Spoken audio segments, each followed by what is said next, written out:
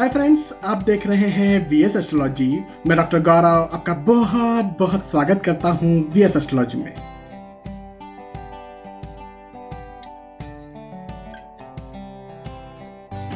दोस्तों, divisional charts की series में, सूक्ष्म कुंडलियों की सीरीज में आज के इस वीडियो में हम बात करने जा रहे हैं होरा कुंडली के बारे में, D2 चार्ट के बारे में।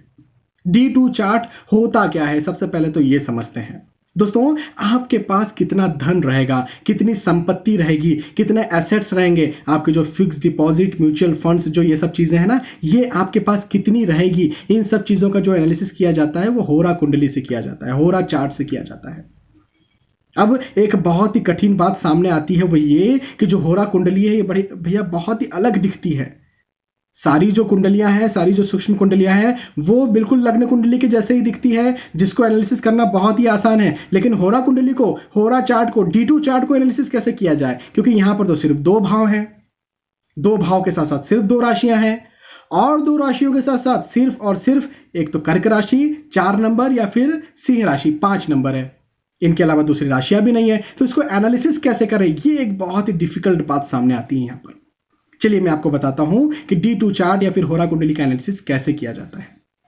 दोस्तों, मैंने अपने इस सूक्ष्म कुंडलियों की सीरीज में आपको सबसे पहले तो यह बताया है कि सबसे पहले एनालिसिस जो किया जाए, प्रायोरिटी जिसे दी जाए, वो तो लग्न कुंडली ही होगी। जी हां, लग्न कुंडली को ही आप प्रायोरिटी दें, चूंकि होरा चार्ट, D2 चार्ट, होरा कुंडली धन को देखने के लिए एनालिसिस की जाती है, इसलिए लग्न कुंडली का द्वितीय भाव, दूसरा भाव, सेकेंड हाउस, ये आप सबसे पहले एनालिसिस कीजिए। लग्न कुंडली का द्वितीय भाव कैसा है, इसे आप एनालिसिस कीजिए। कहीं कोई खराब भाव ग्रह तो नहीं बैठा है, मारक ग्रह तो नहीं बैठा है, नीच का ग्रह तो नहीं बैठा है, गलत ग्रहों की दृष्टियां तो नहीं है। इस चीज को एनालिसिस कीजिए, लग्न कुंडली के द्वितीय भाव को। उसके बाद में अब आइए होरा चार्ट पर, होरा कुंडली पर, D2 चार्ट पर।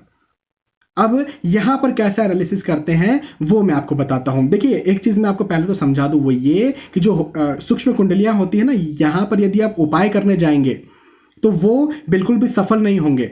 जैसे किसी सूक्ष्म कुंडली में कोई नीच का ग्रह कहीं जाकर के बैठा है, उसका उपाय आप करने लग गए तो वो सक्सेस नहीं होगा। सूक्ष्म कुंडलियां तो सिर्फ इसलिए है ताकि आप उसे देख लें, भैया ऐसा होने वाला है, ऐसा नहीं होने वाला है, बस देखना भरी काफी है। इसके अलावा आप यहाँ पर उपाय नहीं कर सकते, ये सिर्फ देखने की है। उपाय जो है वो लग्न कुंडली से किए जाते हैं। इसलिए मैंने आपसे कहा कि पहले तो लग्न कुंडली को देखिए, लग्न कुंडली कैसी है, उसके बाद में अब आइए सूक्ष्म कुंडली पर, होरा चार्ट पर, D2 चार्ट पर। अब सूक्ष्म कुंडली में आपको कुछ चीजों का ध्यान रखना है, होरा चार्ट, D2 चार्ट में कुछ चीजों का ध्यान रखना है। देखिए, मैंने जैसे आपको बताया कि यहां पर सिर्फ 2 राशियां होंगी, एक तो कर्क राशि और एक सिंह राशि। अब आपको ये बातों का ध्यान रखना है कि लग्न किसका बनता है। लग्न कैसे पहचानेंगे, देखिए मैंने जैसे बताया ना, 2 भाव यहां पर होते हैं, तो 2 भाव में पहले भाव पर, ऊपर जो भाव दिख रहा, उस भाव पर जो भी राशि है, उस राशि को मानिए आप लग्न। फॉर एग्जांपल, पहले भाव में 5 नंबर है तो आप मानिए सिंह लग्न की कुंडली हो गई। फॉर एग्जांपल, पहले भाव में 4 नंबर है तो आप मानिए कर्क लग्न की कुंडली हो गई। अब यहां पर आप कितने धनी होंगे, कितना ज्यादा एसेट्स आपके पास होंगे, कितनी ज्यादा संपत्ति होंगी, इसका एनालिसिस यदि आपको करना है तो ये देखिए कि किस लग्न की कुंडली बन रही है। देखिए, कोई से भी लग्न की कुंडली बने, दोनों ही लग्न की कुंडलियां अच्छी हो सकती है।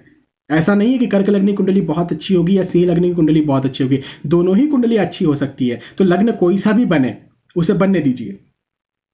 अब आप ये देखिए कि पहली बात तो ये कि कर्क लग्न जो है, 4 नंबर जो है, वो चंद्रमा को रिप्रेजेंट करते हैं।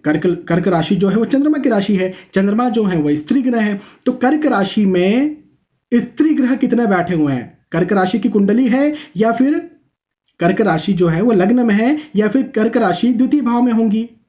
तो यहां पर आप ये देखिए कि कर्क राशि में कितने स्त्री ग्रह हैं। स्त्री ग्रह कौन कौन से होते हैं, स्त्री ग्रह होते हैं शुक्र, बुध, चंद्र।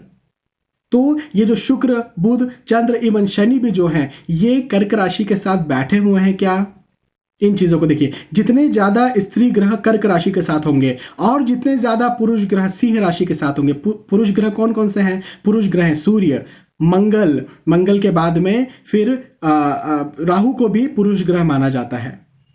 तो ये जो ग्रह हैं ये आपके गुरु के साथ, तो गुरु भी यदि आपके सिंह राशि में बैठे हुए हैं तो यहां पर आप ये देखिए कि स्त्री ग्रह और पुरुष ग्रह, ये जो दोनों ग्रह हैं, ये क्या अपने स्त्री राशि और पुरुष राशि में बैठे हुए हैं? यदि ऐसे ही बैठे हुए हैं तो आपका होरा बहुत ही अच्छा हो रहा है।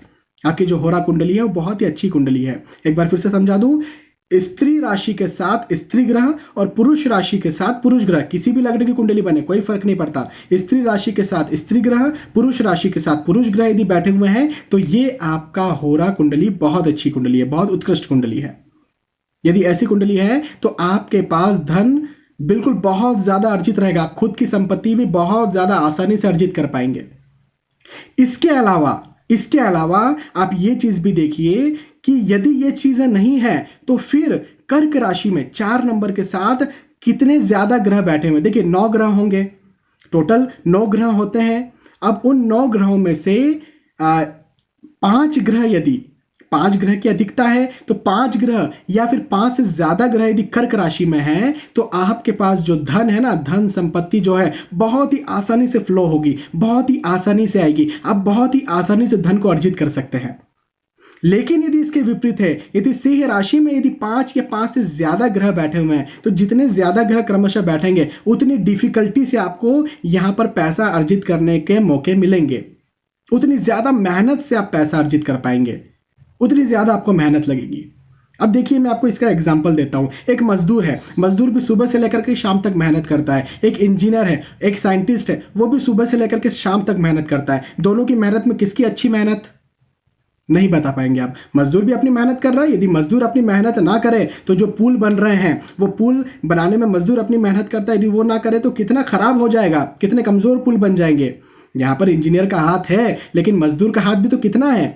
तो मजदूर भी सुबह से लेकर रात तक अपनी मेहनत कर रहा है, वो कोई कम मेहनत करता है क्या, नहीं करता। इंजीनियर भी सुबह से लेकर रात तक मेहनत कर रहा है, वो भी कोई कम मेहनत नहीं करता। लेकिन मजदूर को जहां रोज का 500 रुपया मिल रहा है या फिर उससे भी कम, वहीं इंजीनियर को रोज का 2000, 3000, 4000, 5000 या फिर उससे ज्यादा रुपया मिल रहा है। तो ये देखिए मेहनत का डिफरेंस हो गया। एक ने भी दिन भर मेहनत की, दूसरे ने भी दिन भर मेहनत की, लेकिन एक को ज्यादा पैसा मिल गया, एक को कम पैसा मिला। ठीक है, हम टेक्निकली बोल सकते हैं कि उसकी मेहनत अलग है, उसकी मेहनत अलग है, लेकिन भैया है तो मेहनत ही ना। तो मेहनत करने पर भी आपको आसानी से पैसा ना मिले, ये चीज दर्शाती है कि यदि सिंह राशि में ज्यादा, जितने ज्यादा ग्रह हो, 5 या 5 से ज्यादा, जितने क्रमशः ज्यादा ग्रह होते जाएंगे उतनी आपको ज्यादा मेहनत करना पड़ेगी और उतने कम पैसे आपको मिलेंगे। लेकिन कर्क राशि में जितने ज्यादा ग्रह आपके बैठेंगे उतनी आपको मेहनत तो देखिए करना ही है पैसे कमाने के लिए, लेकिन पैसा भी आपको ज्यादा मिलेगा। तो ये एक बहुत बड़ा नियम है, इस चीज को भी आप ध्यान रखिए। अब यहां पर हम सूक्ष्म कुंडली से लग्न कुंडली को भी जोड़ेंगे।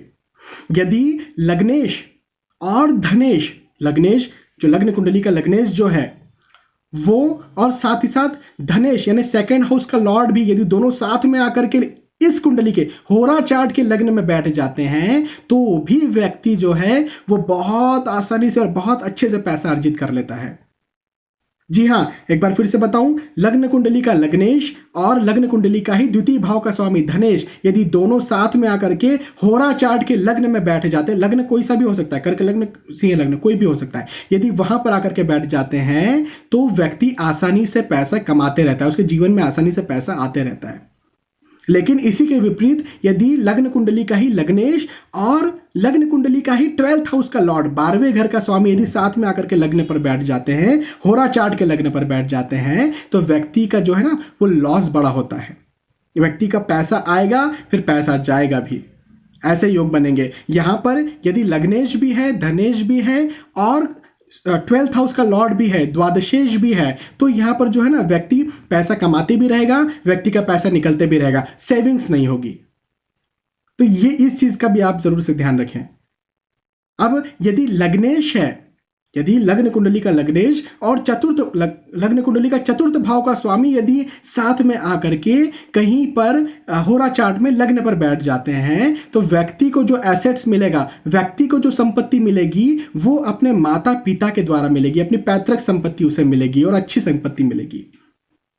यहां पर डिग्री का यहां पर भी बड़ा महत्व है। हाँ, यहां पर आपको डिग्रीज देखने को नहीं मिलेगी। लग्न कुंडली की डिग्रीज आप देख लीजिए, आपका लग्न जो है, लग्नेश जो है कितनी डिग्री में है, धनेश जो है कितनी डिग्री में है, द्वादशेश जो है वो कितनी डिग्री में है। डिग्री जो है वो पावर है, उस पावर के अनुसार आपको फल मिलेगा, तो डिग्री भी जरूर से आप देख लें। तो दोस्तों यहाँ पर मैंने आपको कुछ छोटे छोटे और बहुत ही सटीकता के साथ और बहुत ही आसान वाले नियम बताए। टेक्निकली बातें बहुत हो सकती है, यहाँ पर टेक्निकली बातें बहुत हो सकती है, बहुत ज़्यादा एनालिसिस किया जा सकता है, बहुत डीप में जाया जा सकता है, लेकिन अभी हम बहुत डीप में नहीं जाएंगे। यहाँ पर हम बहुत बड़ा वीडियो इसको नहीं बनाएंगे, इसे छोटा सा वीडियो बनाएंगे। कई बार देखा गया है कि आप लोग बहुत बड़े बड़े वीडियोस देखना, एक तो आपके पास समय भी शायद उतना नहीं होता, या फिर आप उतना लंबा वीडियोस नहीं देख सकते। तो यहाँ पर इस वीडियो को यहीं छोड़ते हैं, और भी होरा चार्ट को लेकर के और अगले वीडियोस बनाएंगे।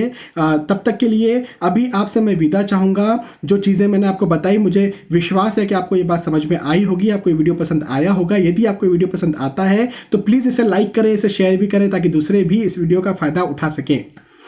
दोस्तों, आपने वीडियो देखा, आपका बहुत बहुत धन्यवाद। Bye bye.